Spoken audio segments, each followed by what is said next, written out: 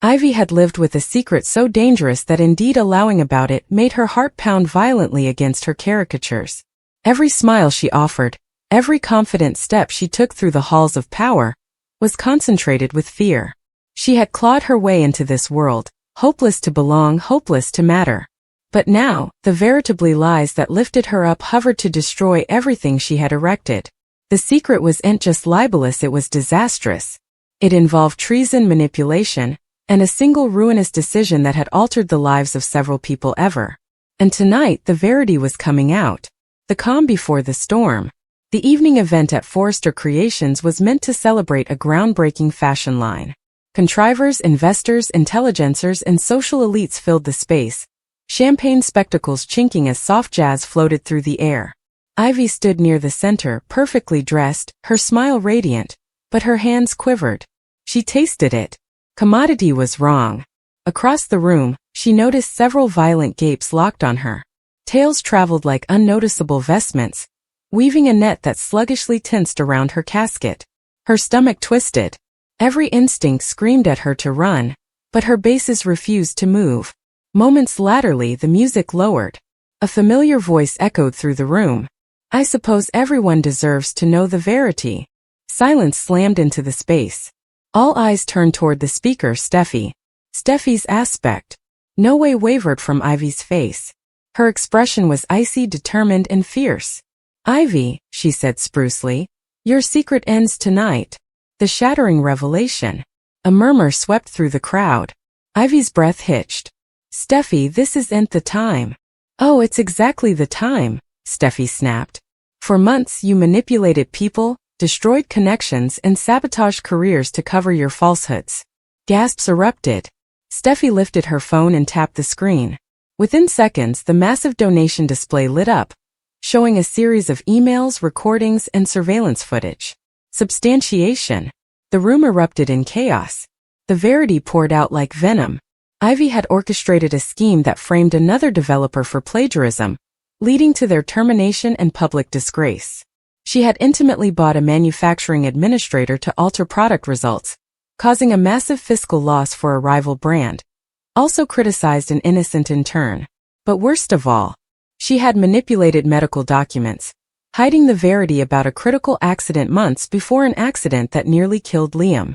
That final disclosure smelled the air from the room. Hope staggered backward, her face pale. You prevaricated about Liam's condition."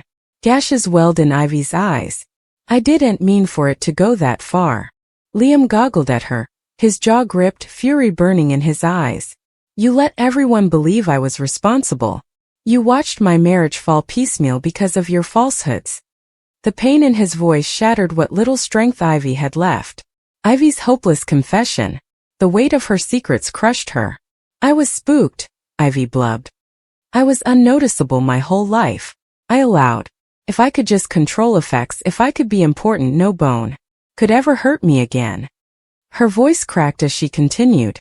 "But the falsehoods took over. Every time I tried to stop, it got worse. I didn't know how to escape my own web." For a brief moment, silence hung heavy. Not with remission, but with heartache. Steffi stepped forward. "You destroyed lives. Fear doesn't excuse that." Security arrived, but Steffi raised a hand. "No police. Not yet." She turned back to Ivy, her eyes blazing. "You're leaving Los Angeles. Tonight, however, I'll make sure every door in this assiduity stays permanently unrestricted to you. If you ever show your face then again." The communication was unmistakable. Exile. Ever. The final walk. The crowd parted as Ivy sluggishly made her way toward the exit. Each step echoed like a burial march.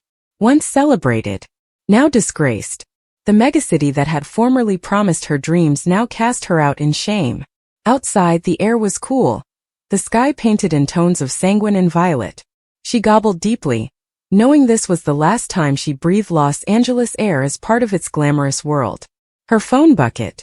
Communication. "Goodbye, Ivy. I hope you find peace someday." It was hope. Gashes streamed freely now. She rumored to herself, "I'm sorry." But justifications came far too late. A lonely departure.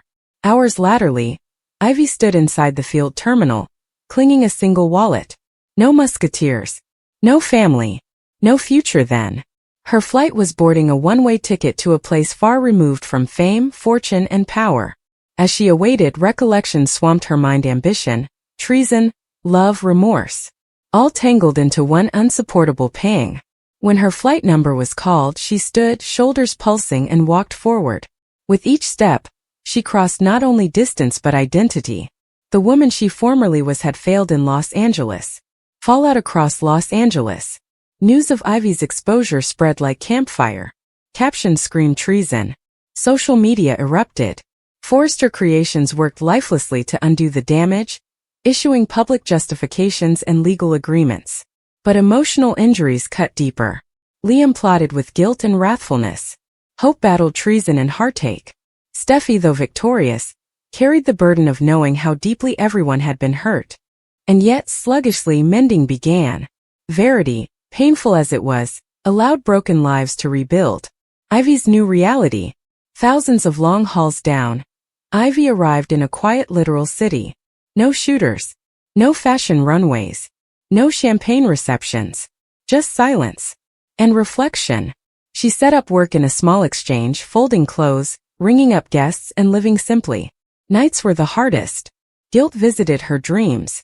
Remorse rumored in the darkness. But with each daylight she tried again. To be honest. To be kind. To be better. She began volunteering at a Original Sanctum, helping women who had lost everything. Women whose stories imaged her own in heartbreaking ways. Sluggishly she realized commodity profound. Power had no way given her peace. Redemption might. Final reflection. Los Angeles moved on. But Ivy no way forgot. She carried her history like a scar. A memorial of how ambition, fear, and unbounded desire could turn someone into a foreigner to themselves. Yet, in the quiet moments she set up commodity unanticipated. Hope. Not the person. The feeling. A fragile belief that indeed the darkest secrets, formerly exposed, could open the door to metamorphosis. And nearly, far from the limelight, Ivy began the long trip toward remission, not from others but from herself. She had left everything behind, but her once clung to her like a shadow, insolvable to escape. Her small rented apartment smelled noiselessly of swab and soap, far removed from the luxurious extensions she formerly inhabited. Gone were the silk gowns and diamond jewelry. Now she wore simple dresses and cheap shoes, blending into obscurity. Yet no matter how far she ran, the weight of her sins followed her relentlessly. Every client she served at the exchange, every smile she offered, felt undeserved. Guilt pressed against her casket like a suffocating hand. Still, Ivy forced herself forward, because survival demanded it. A broken city struggles to heal. Back in Los Angeles, the fallout of Ivy's exposure continued to shoot shockwaves through the Forrester conglomerate. Legal battles mounted. Trust was shattered. And emotional injuries rotted beneath polished grins. Hope plotted the most. Late nights set up her gaping out at the megacity skyline, her studies looping endlessly around treason. Ivy hadn't just manipulated business issues, she had tampered with lives. Hope's faith in people had been shaken to its core, leaving her questioning her instincts, her judgment, and her own vulnerability. Liam tried to be her anchor, but he too was unraveling. The knowledge that his medical records had been altered visited him. What if the verity had surfaced too late? What if he'd failed because of Ivy's falsehoods? Wrathfulness burned fiercely within him. But beneath the fury lived commodity far more dangerous: trauma. And trauma had a way of reshaping love. Steffi's unanticipated burden.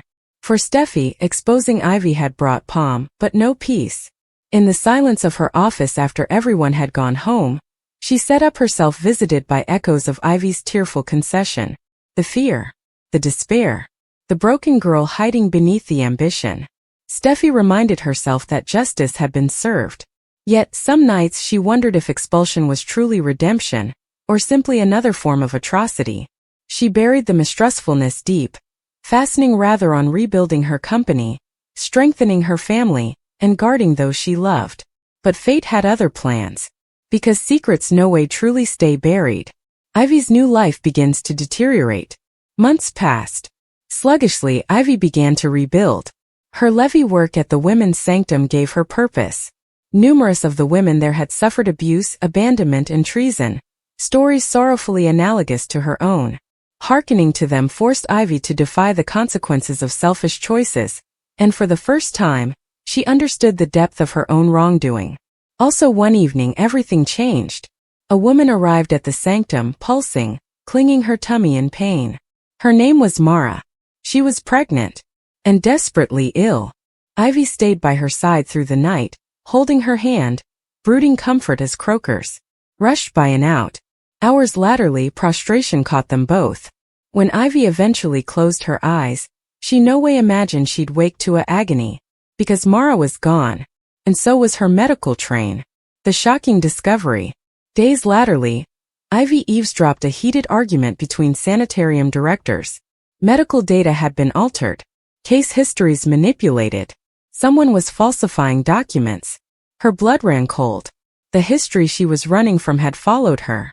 And also she saw him. A familiar face from Los Angeles. A man she had formerly bought. A man who had faded after her reproach. Now he stood in the hallway, watching her with knowing eyes. "Miss Forrester," he scowled vocally. "Looks like we both landed in the same little city." Her heart nearly stopped. "Why are you then?" she rumored. "Because," he replied casually, "some habits die hard. A new conspiracy is born." Ivy soon discovered the horrifying verity. The man Grant had established an underground operation manipulating medical insurance claims, falsifying patient histories, and dealing sensitive information. And Mara, the woman Ivy had tried to save, had been one of his victims. Rage surged through Ivy. She had destroyed lives ahead. She'd not do it again. This time she'd fight back. Ivy's redemption begins. Using everything she learned from her once, the manipulation, the strategy, the deception, Ivy sneaked Grant's operation. She gathered substantiation, recorded exchanges, addressed lines, and intimately communicated civil authorities. Every step was dangerous. Every move risked exposure. But for the first time her chops served justice, not ambition. Weeks laterally, Grant was arrested. His network disassembled. Victims saved. Lives saved. When authorities praised Ivy's courage, she broke down in gashes, overwhelmed by relief. For the first time since her exile, she felt good of remission. The call that changes everything. One quiet evening, as Ivy folded clothes in the exchange, her phone chimed. Unknown number. Her breath caught. "Hello." A familiar voice answered. "Steffi." Silence stretched between them, thick with history. "I heard what you did," Steffi said eventually. "The sanitarium. The disquisition." Ivy swallowed hard. "I'm trying to be better." "I know," Steffi replied. "And Los Angeles could use someone willing to fight like that." Ivy's knees nearly buckled. "You want me to come back?" "Not yet," Steffi said precisely. "But redemption starts with responsibility. And you've taken the first step." Gashes streamed down Ivy's cheeks. Hope. Real stopgap. Storm shadows over Los Angeles. But while Ivy worked toward redemption, darkness brewed back in Los Angeles. A rival fashion empire launched an aggressive preemption attempt against Forrester Creations. Sabotage, commercial spying, and dirty politics sneaked every corner of the business. Steffi suspected someone inside the company was feeding information to their adversaries. Someone close. Someone trusted. The quest for the snake began. And intentionally, Ivy held the missing piece. The shocking return. Months laterally, Ivy stepped off an aeroplane. No cameras. No captions. No applause. Just a quiet return. Los Angeles glistered before her, as glowing and dangerous as ever. She wasn't the same woman who had fled in disgrace. She was stronger, wiser, scarred, and determined. But redemption would not come fluently, because her return would enkindle new battles, uncover darker secrets, and unleash backstabbings far more ruinous than anything ahead. Final tease: what comes next? As Ivy walked into the Forrester structure, formerly Moore, a nipping verity dallied. Some secrets are more murderous than falsehoods. Some backstabbings cut deeper than hate. And some adversaries wear the faces of musketeers. Her trip had only just begun.